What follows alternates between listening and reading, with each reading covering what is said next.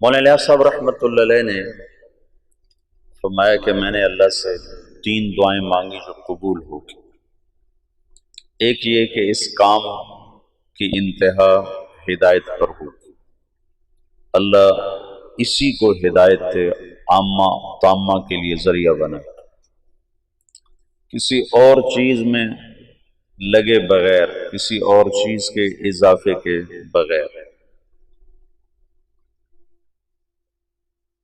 1993-94 میں کچھ اختلاف ہوئے بڑوں میں، اور یہ شروع سے چلی آ رہی ہے بات، کوئی نئی نہیں۔ صحابہ کا جو اختلاف ہے اس کی ایک حکمت یہ ہے کہ ہمیں اختلاف کرنے کا بھی طریقہ ہے کہ اختلاف کرنا کیسے ہے۔ جو بہت سی حکم میں سے ایک حکمت یہ ہے کہ جو صحابہ میں اختلاف ہوا اور جنگ تک نوبت پہنچی، چونکہ آئندہ امت نے آپس میں اختلاف کرنا تھا، جو فساد تک بھی پہنچنا تھا، اور ان میں اختلاف نہ ہو یہ دعا قبول بھی نہیں ہوئی تھی۔ تو جب میرا کسی سے اختلاف ہوتے ہوتے لڑائی تک بھی چلا جائے تو اس میں مجھے کیا کرنا چاہیے؟ مثلا جب جمل کی جنگ میں حضرت علی کو فتح ہوا تو مفتوح پر غصہ بھی ہوتا ہے اور طاقت بھی حاصل ہو چکی ہوتی ہے، تو فاتح بے دریغ خون بہاتا ہے۔ تو آپ نے فرمایا کہ نہ کسی بھاگنے والے کو قتل کیا جائے، نہ اس کا پیچھا کیا جائے، اور نہ مال جو چھوڑ گئے ہیں اسے لوٹا جائے، نہ اسے مال غنیمت بنایا جائے۔ یہ کتنا بڑا درس ہے، کتنا بڑا سبق ہے یہ۔ جب 132 ہجری میں بنو عباس غالب آئے تو اختلاف میں کیا ہونا چاہیے اس کا بھی عمل موجود ہونا ضروری تھا تاکہ تجاوز کرنے والوں پر حجت قائم کی جا سکے۔ تو یہ جو جنگیں ہیں صحابہ کی آپس میں، یہ ایک درس عظیم ہے دو قوتوں کے آپس میں۔ ان طائفتان من المؤمنین اقتتلوا، خود اس میں اشارہ ہے کہ یہ ہوتا رہے گا۔ تو جب اختلاف ہوا 1993 میں تو مجھے ڈر لگا، وہ اتنا شدت اختیار کر گیا کہ مجھے ڈر لگا کہ شاید مولانا الیاس صاحب کی دعا کی قبولیت ہے کہ نہیں ہے کہ نہیں ہے۔ لیکن اللہ نے اس فتنے کو ایسے ختم فرمایا، وہ دعوت کی محنت کو پھر ایسے اٹھایا کہ جیسے اختلاف کوئی نہیں تھا۔ دوسری دعا یہ مانگی کہ اس کی شکل کوئی نہ تبدیل کر سکے، جو کرنا چاہے گا نہیں کر سکے گا، یہ اسی شکل کے ساتھ چلے۔ کل بات میں نے کی تھی کہ کچھ اوامر اپنی شکل کے ساتھ منسوس ہیں اور کچھ اپنی ذات کے ساتھ منسوس ہیں، شکل کے ساتھ نہیں۔ جیسے فَاسْأَلُوا أَهْلَ الذِّكْرِ إِن كُنتُمْ لَا تَعْلَمُونَ وَتَعَاوَنُوا عَلَى الْبِرِّ وَالتَّقْوَى وَلَا تَعَاوَنُوا عَلَى الْإِثْمِ وَالْعُدْوَانِ، اور ایسے بے شمار۔ طلب العلم فریضۃ، کیسے کیا جائے شکل موجود نہیں۔ ویسے بھی جو لفظ سبیل ہے وہ الف نام کے بغیر ہے، فمن شاء اتخذ الی ربہ سبیلا، یہ قرآن میں 2 دفعہ ہے۔ ان هذه تذکرہ فمن شاء اتخذ الی ربہ سبیلا، ایک دفعہ سورہ مزمل میں ہے اور ایک دفعہ غالباً مدثر میں ہے، نہیں اس میں دہر میں ہے، سورہ دہر میں ہے۔ تو سبیل کا جو لفظ ہے یعنی وہ راستہ جو اللہ تک پہنچائے، یعنی وہ جہد۔ ویسے تو نماز، روزہ، حج، زکوٰۃ یہ اعمال ظاہر ہیں جن کے ذریعے سے آدمی اللہ کو پاتا ہے۔ محنت کا وہ طریقہ جس سے یہ اعمال زندگی میں آئیں اور اللہ کی پسندیدہ زندگی انسان اپنا لیں، وہ ایک نہیں ہے، کئی ہیں۔ بلایا جائے یہ متعین نہیں تھا، کیسے بلایا جائے؟ ادعو الی ربک انک علی ھدی مستقیم، ادعو الی سبیل ربک، इन्नका लअला हुदन मुस्तकीम उदउ इला रब्बिक उदउ इला सबील रब्बिक बिल हिकमत वल मौइज़तिल हसनत वजादिलहुम बिल्लती हिय अहसन। कैसे किया जाए? तो अल्लाह ताला ने मौलाना इलियास साहब पर एक रास्ता खोला, एक तरतीब खोली, फिर उसका नफा लोगों ने देखा और ताहाल देखा और मुसलसल देखा। तो जब कोई मुअस्सिस कोई चीज को तासीस करता है तो जाने के बाद उसमें काट छांट होना शुरू हो जाती है, उसमें बहुत सी तब्दीली आ जाती है। तो मौलाना इलियास साहब को यह डर था कि इसमें कोई मुज्तहिद ना आ जाए, मुज्तहिद ना आ जाए। तो एक दुआ ये मांगी कि या अल्लाह इसमें कोई तब्दीली ना कर सके। तो ये दुआ कबूल हुई और कहा कि इसमें जो तब्दीली करना चाहेगा हो नहीं सके, हो नहीं सके। सबसे पहले इसकी कोशिश हुई मौलाना यूसुफ साहब के, मौलाना इलियास साहब के इंतकाल के साथ ही मौलाना अली मियां रहमतुल्लाह अलैह जैसे इल्म के पहाड़, मौलाना मंजूर नोमानी साहब रहमतुल्लाह अलैह जैसे इल्म के पहाड़, दोनों हजरात की मैंने ज़ियारत की है और अल्लाह गवाह है जितने बड़े वो इल्म में थे उतने ही बड़े वो तवाज़ो में थे। उनके चेहरे पर ही तवाज़ो थी। अजब, जिसने हजरत रायपुरी की सोबत उठाई है उसके अंदर तवाज़ो एक वस्फ खास बन के उभरा है। जब मैंने मौलाना अली मियां को देखा तो मैं हैरान हो गया। मैंने कहा ये आदमी है जिसकी धूम सारे आलम में मची हुई। अगर मुझे कोई बताता नहीं कि ये हैं अबुल हसन अली तो मैं कहता है कोई बाहर से दुकानदार उठ के आया बैठा है कमरे में। इतना मतलब चेहरे पर ही ऐसी तवज्जो, एक आंख उनकी ज़ाय हो गई थी पढ़ पढ़ पढ़ के। तो ये इतने बड़े लोग थे और मौलाना यूसुफ साहब रहमतुल्लाह अलैह उनके मुकाबले में बहुत छोटे थे, उम्र के लिहाज से नहीं, इल्म के लिहाज से। तो इन दोनों हजरात ने कहा यूं होना चाहिए, यूं होना चाहिए, यूं होना चाहिए। जहां मौलाना इलियास साहब छोड़ कर गए वैसे ही चले गए। तो ये हजरात अलग हो गए। उनके अलग होने पर लखनऊ में काम रुक गया एक अरसे के लिए। तो इन हजरात ने मना कर दिया, निजामुद्दीन खत लिख दिया कि यहाँ जमातें ना भेजिए, हम खुद जमातें भेजें। फिर मैंने कल आपको सारा बताया था, याद है ना? मौलाना अब्दुल बारी नदवी की बात बताई है, यूसुफ की बात चल रही है, हमारी क्यों नहीं चल रही? तो मौलाना मंजूर नोमानी ने तो फिर वापसी कर लिया, रुजू कर लिया और तायद भी, और अपनी तसानीफ में भी उसका तस्करा किया। अपने यहाँ तशरीफ लाए थे, ये जो कचहरी बाजार की मस्जिद में तशरीफ लाए और बयान किया। उस बयान में लाने वाले थे उनको जमात इस्लामी वाले मुफ्ती सलाहुद्दीन काका खैल रहमतुल्लाह अलैह, बड़े नेक बुजुर्ग थे यहाँ।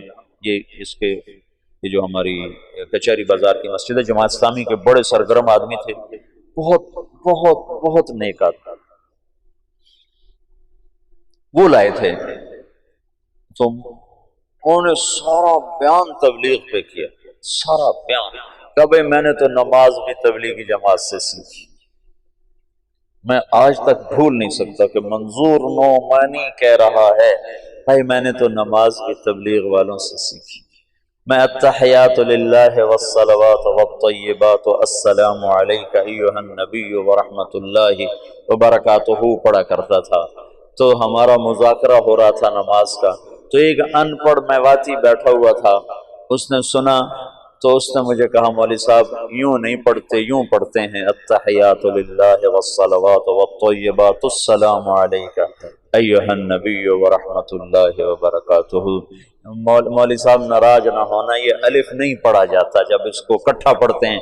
हाँ, जब यहाँ ठहर जाओ तो फिर अस्सलामु अलैका पढ़ते हैं, लेकिन अगर इकट्ठा पढ़ें तो अलिफ नहीं पढ़ा जाता। कहा भाई मैंने तो नमाज भी तबलीग वालों से सीखी। कह सकते हो तुम तो भी मौलवी भी नहीं, वैसे अल्लामा तो तुम बने हुए हो। हम उलमा हैं, हम उलमा हैं।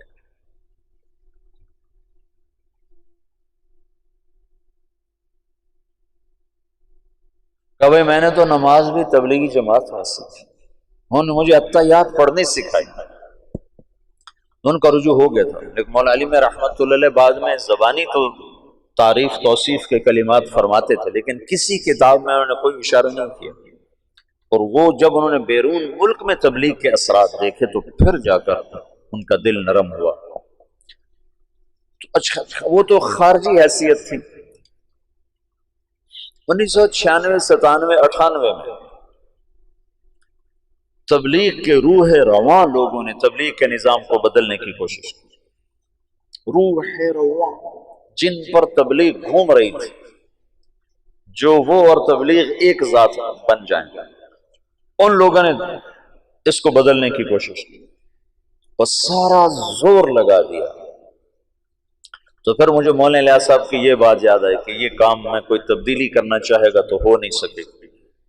تو میں نے کہا اب تو ہو رہی ہے، اب تو امیر کارواں خود کر رہا ہے، اب کیسے نہیں ہوگی؟ اوہو، لیکن جیسے سپرنگ ہوتا ہے نا، اس کو جتنا کھینچو کھینچو جب چھوڑو تو پھر واپس اپنی جگہ پہ چلا جاتا ہے۔ تو کو 5-6 سال 96 97 98 99 2000 5 برس مسلسل پورا زور لگا کہ اس میں کچھ تبدیلی کی جائے، اجتہاد کیا جائے، یہ ٹھیک نہیں، یہ ٹھیک نہیں، یہ کیوں جائے، یہ کیا جائے، یہ کیا جائے، اور کرنے والے اعلیٰ سطح کے لوگ۔ تو وہ اس بندے الیاس کی دعا قبول تھی، اس کو اللہ نے اسی نہج پر رکھا کہ وہی گشت ہے، وہی تعلیم ہے، وہی بیان ہے۔ اور تیسرا یہ فرمایا، وجہ اس کی یہ ہے کہ جب تک اللہ تعالی کی طرف سے نفع کی شکلیں قائم ہوتی رہتی ہیں تو انہیں کو بڑھایا جاتا ہے۔ نظام الدین سہالوی صاحب کا انتقال ہوا تھا 1747 میں، 1747۔ ہم نے بہت کچھ بدلا، لیکن ابھی بھی زیادہ انہی کی صرف ابتدائی عربی کا نصاب بدلا ہے، قدوری نظام الدین سہالوی کی تجویز کردہ ہے، اور ہدایہ نظام الدین سہالوی کی تجویز کردہ ہے، اور اوپر والی اصول فقہ، اصول حدیث کی کتابیں ساری ان کی تجویز کردہ ہیں، اور یہ احادیث کی کتابیں ساری انہی کی تجویز کردہ ہیں۔ 1747 1847 1947 2010 کوئی 250 برس گزر چکے ہیں۔ اس شخص کی تجویز کو اللہ نے پسند کیا اور اسی پر بنیاد بنتی جا رہی ہے، بنتی جا رہی ہے۔ تو جب تک کوئی چیز نفع پہنچا رہی ہوتی ہے تو اللہ تعالیٰ اس کو باقی رکھتا ہے، کیونکہ دین کو اللہ نے باقی رکھنا ہے، اور جب اس کے نفع گھٹنا شروع ہوتے ہیں تو از خود اس میں تبدیلی آنی شروع ہو جاتی ہے۔ تو مولانا الیاس صاحب نے اللہ سے یہ مانگا، اللہ نے ان کو دیا۔ تیسری بات یہ تھی جو مخالفت کرے گا ہلاک ہو جائے گا، جان بوجھ کر جو مخالفت کرے گا اللہ اس کے ٹکڑے ٹکڑے کر دے، یہ کہا اس کے ٹکڑے ٹکڑے کر دے۔ ایک دلیل کی وجہ سے مخالفت کر دے، وہ تو کوئی کتنی بڑی فتویٰ دے دے پھر بھی اس کو ہم معذور سمجھیں گے کہ دلیل سے بات کر رہا ہے، لیکن جاننے کے بعد کوئی مخالفت کرے گا تو اللہ اسے ہلاک کر دے گا۔ تو یہ کتنا بے جان سا گشت نظر آتا ہے تمہارا؟ ایسے ہی ہر مسجد کا حال ہے، تبلیغ والے 50، گشت کرنے والے 5، اور تبلیغ کا متعارف 2000 اور بیٹھنے والے بیان میں 20۔ یہ آپ سارے فیصل آباد میں جاؤ، آپ کو ہر مسجد میں گشت نظر آئیں گے، تھکے ہوئے، مرے ہوئے، بولنے والے بول رہے ہوتے ہیں کہ جلدی سے کہیں کل بولو کون کون تیار، چونکہ آگے بیٹھنے والے جو سارے مراقبے میں بیٹھے ہوتے ہیں تو بیچارہ بولنے والا کیا بولے، سارے جو سر جھکا کے بیٹھے ہوتے ہیں تو بولنے والے کی ویسے ہی ہمت ختم ہو جاتی ہے۔ تو دیکھنے میں یوں نظر آتا ہے کہ یہ کیا مرے مرے گشت ہیں، اس سے تو کچھ بھی نہیں ہونا چاہیے، لیکن جب اجتماع ہوتا ہے تو لوگ کہاں سے آ جاتے ہیں؟ جب ہم دنیا میں پھرتے ہیں تو وہاں اس کے اثرات کیسے نظر آ جاتے ہیں؟ ساری دنیا میں یہاں یہ پیچھے عصر کے بعد چل رہا تھا، 3 نوجوان آئے، میں نے کہا کہاں سے آئے ہو؟ کہا یہ ہم اسپین سے آئے ہیں۔ میں یہ سمجھا یہ اسپین سے آئے ہیں، اسپین، ہسپانیہ، اٹلی کی، یہ فرانس کے ساتھ۔ تو مجھے یہ میں نے کہا پاکستان میں کہاں کا ہوگا؟ جو گجرات ہے۔ تو میں یہ سمجھا کہ یہ ان پڑھ لوگ ہیں، مزدور، تو اسپین کو اسپینے کہہ رہے ہیں، پنجاب میں اسپینے چو آئے ہیں، اسپینے چو۔ جس میں میں ناروے گیا تو ایک ہماری وہاں رشتے میرے ماموں کی بیٹی رہتی ہے، تو کہنے لگی ویکھیا ساڈا ناروا، میں کہا ویکھ لیا ناروا ویکھیا ساڈا ناروا، میں کہا ویکھ لیا تیرا ناروا۔ میں کہا یہ ان پڑھ ہیں تو یہ اسپین کو اسپینی کہہ رہے ہیں، لیکن پھر مجھے خیال ہے، میں نے کہا بھائی کہاں سے آئے ہو؟ کہا جی اسپینے سے آئے ہیں۔ پھر ان کا اسپینے سے، پھر مجھے شرم آئی کہ میں ان کو ٹوکوں، پتہ نہیں یہ غلط کہ میں غلط۔ میں نے تیسری دفعہ کہا، میں نے کہا کہاں سے آئے ہو؟ تو وہ سمجھ گئے کہ ان کو پتہ نہیں چل رہا، تو کہنے لگے مولانا صاحب اسپینے ایک جزیرہ ہے جو جاپان سے بھی اوپر ہے، جاپان کے اوپر امریکہ کے تابع، اور وہاں سے آئے ہیں، وہاں سے جاپان سے 3 گھنٹے کی فلائٹ ہے۔ تو میں نے کہا ادھر کدھر آ گئے، میرے پاس کیسے آ گئے؟ کہا جی آپ کی کیسٹیں وہاں بھی چل گئی۔ ادھر کیسے چل گئے؟ کہا ادھر تبلیغ کا کام ہو رہا ہے۔ میں نے کہا وہاں کون پہنچ گیا؟ پاکستان سے تو میں آج پہلی دفعہ اسپینے کا نام سن رہا ہوں۔ کہا جی آسٹریلیا سے جماعتیں پہنچی وہاں چلے چلے، چونکہ آسٹریلیا وہاں سے قریب ہو جاتا ہے، آسٹریلیا سے وہ جزیرہ کوئی 4 گھنٹے کا جہاز بن جاتا ہے۔ کہا جی آسٹریلیا سے جماعتیں ہمارے پاس آئیں، ہماری ساری راتیں کلب میں گزرتی تھی، ناچ گانے میں گزرتی تھی، اور وہاں بہت بڑی جامع مسجد ہے اور اس میں کوئی 1 لاکھ کی آبادی ہے، 10-15 ہزار مسلمان ہیں۔ اب ان کی راتیں کلب کی بجائے مسجد میں گزرتی، اور ہمارے امام صاحب ہیں بنگالی، وہ کہیں سے آپ کی کیسٹیں لائے تھے جب بنگلہ دیش گئے تھے، تو اس کے بعد سے آپ کی کیسٹیں وہاں بہت چل رہی ہیں، اور آس پاس جتنے جزیرے ہیں سب میں تبلیغ کا کام ہو رہا ہے۔ اب بتاؤ کوئی مدرسہ یہاں تک پہنچ سکتا ہے؟ کوئی خانقاہ یہاں تک پہنچ سکتی؟ اور دیکھنے میں یہی گشت تمہیں نظر آ رہے ہیں، تم بادی و نظر میں دیکھو گے تو کہو گے یہ کیا ہے۔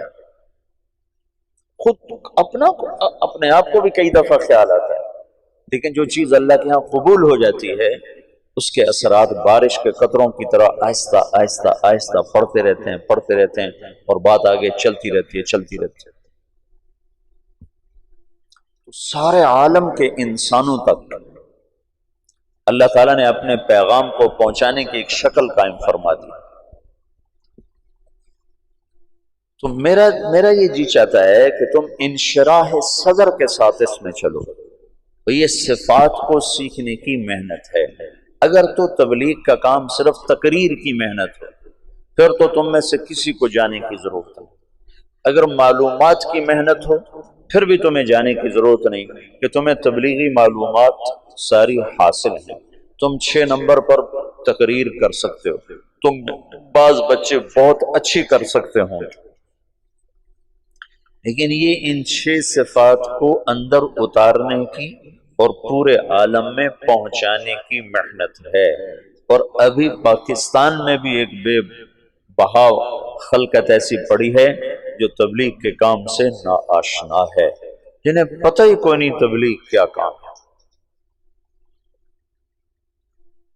اور سارا عالم تو پھر سارا عالم ہے، یہ ایک رخ۔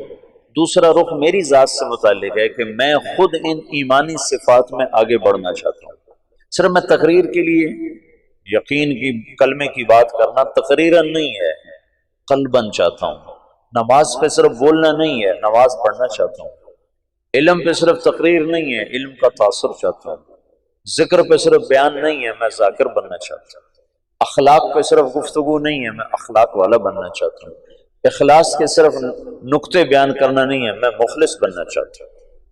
تبلیغ کی صرف قرآن و حدیث سے دلیل دینا نہیں ہے، میں تبلیغ والا بننا چاہتا ہوں۔ مولانا الیاس صاحب فرماتے تھے میں اس کام سے 2 باتیں چاہتا ہوں، ایک اندر ایک باہر۔ اندر یہ چاہتا ہوں کہ اللہ پر مر مٹنے کے سوا ہر جذبہ ختم ہو جائے، اور باہر یہ چاہتا ہوں کہ اللہ کے نام کو لے کر دنیا کے آخری کنارے تک پہنچنے کی شکلیں قائم کی جائیں۔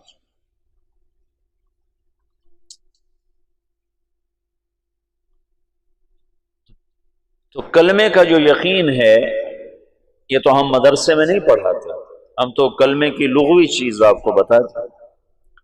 تمہارے استاد شیخ رمزی فرما رہے تھے کہ ان کے استاد صاحب نے لفظ اللہ پہ 1 مہینہ تقریر کی دارالعلوم میں، 1 مہینہ، یہ مشتق ہے کہ جامد ہے کہ پتہ نہیں الف لام کون سا ہے اور یہ ولیحہ سے ہے علیحہ سے ہے، تو مدرسے میں تو یہ بتایا جائے گا، لیکن اللہ دل میں حرارت پیدا کرے یہ مدرسہ نہیں بتا سکتا، نہ یہ مدرسے کی زبان ہے کہ وہ تمہیں ایسے اللہ بتائے کہ دل دماغ تمہارا ہل کے رہ جائے اور پر ہو جائے اس کی محبت سے۔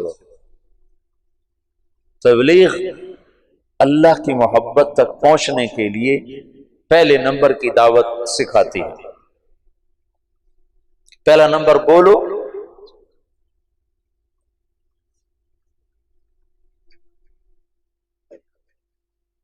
بولنے میں تم انتظار کرو کہ میرا بیان رکھا جائے، اور میں تمہیں بار بار کہہ رہا ہوں بیان کے شوقین نہ بننا ورنہ مجھے بدنام کرو گے۔ میں پہلے بدنام ہوں تبلیغ میں، تم اور نہ مجھے بدنام کرنا کہ تم بیان کے لیے آگے آگے ہو جاؤ کہ میرا بیان رکھو، میرا بیان، پیچھے پیچھے رہو، پیچھے پیچھے رہو، طے ہو جائے کرو، نہ ہو تو کوشش نہ کرو کہ میرا بیان ہو۔ ہاں انفرادی دعوت سارا دن دو۔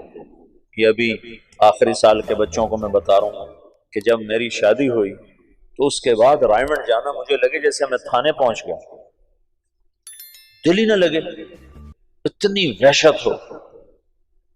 گھر چھوڑنے کی وحشت میری ختم ہو گئی تھی جب میں 11 سال کا تھا تو میرے ماں باپ نے مجھے لاہور داخل کرا دیا، تو وہ 2-3 سال میں روتا رہا گھر کی یاد میں، پھر میرا دل سخت ہو گیا، نہ ماں یاد آتی، نہ باپ یاد آتا، نہ گھر یاد آتا۔ لیکن جب شادی ہوئی تو پھر دوبارہ گھر یاد آنے لگا، بیوی یاد آنے لگی۔ تو میں جب فیصل آباد سے رائمنڈ جاتا تھا تو میں اپنا علاج کرتا تھا، اپنا علاج میں مسجد میں چلا جاتا اور میرا دل نہیں کر رہا ہوتا تھا میں کسی سے بات کروں، اور میرا دل نہیں کر رہا ہوتا تھا کہ میں کسی کے ساتھ بیٹھ جاؤں، لیکن میں زبردستی اپنے آپ کو مسجد میں لے جاتا۔ اس وقت میں اتنا مشہور نہیں تھا تو مجھے بیٹھنا کوئی مشکل نہیں تھا، تو میں کسی کونے میں بیٹھ کر ایک آدمی کو پاس بٹھا کر اس کو دعوت دینا شروع کر دیتا، پھر وہ اٹھا، پھر دوسرے کو اس دعوت دینا، وہ اٹھا، میں کوئی 2-2.5 گھنٹے دعوت دیتا تھا تو میرے دل پر جتنا گھر کا تاثر ہوتا تھا وہ زائل ہو جاتا تھا۔ پہلے نمبر میں یہ موضوع ہے کہ میں اپنا یقین بدلنا چاہتا ہوں، یقین بدلنا ہے، صرف تقریر کا معنی یقین بدلنا ہے۔ یقین مثل خلیل آتش نشینی، یقین اللہ مستی خود گزینی، سنے تہذیب حاضر کے گرفتار، غلامی سے بتر ہے بے یقین۔ یقین بدلنا ہے تو اس کو سنو سناؤ، سنو سناؤ۔ جب بیان ہو تو بیان بھی کر دو، لیکن بیان کی تمنا نہ کرو، خدمت کی تمنا کرو گا جو مجھے لگاؤ خدمت، چاہے روز لگاؤ۔ جب میں ایسا مشہور نہیں تھا تو میں خدمت کرتا تھا، عمومی گشت میں ضرور جاتا تھا، جب تک لوگوں نے مجھے تنگ کرنا نہیں شروع کیا میں عمومی گشت میں نے نہیں چھوڑا۔ وہ پھر یوں ہونے لگا کہ میں گشت میں نکلتا تو 50 آدمی صرف مجھے دیکھنے کے لیے ساتھ چل پڑتے تھے، تو پھر مجھے مجبوراً عمومی گشت چھوڑنا پڑا، ورنہ میں نے گشت نہیں چھوڑا۔ تبلیغ کا کام بولنے میں جلدی آ جاتا ہے، کرنے میں جلدی آ جاتا ہے، کرنے میں جلدی آ جاتا ہے۔ تو لوگ سمجھتے ہیں ہمیں تبلیغ آ گئی ہے، مرتے دم تک جاہل بنا کے سن، اور محنت کرو، کوشش کرو۔ یہ میرے ساتھ چلے میں تھے مدرسے کے بچے، ایک احترام تھا، اور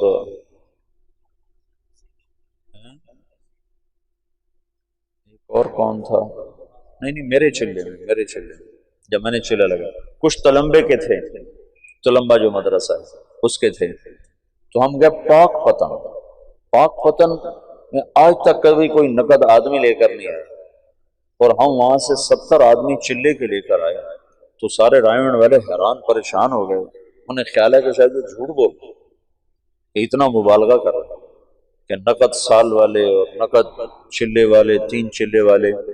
تو یہ سارے نوجوان، وہ 2 لڑکے طلباء کے تھے، ایک یہ احترام تھا یہاں کا، یہ رات 2-2 بجے تک گشتیں کرتے رہتے تھے، اور کبھی ایسا بھی ہوا کہ عشاء کے بعد گئے اور فجر کی نماز پہ واپس آئے۔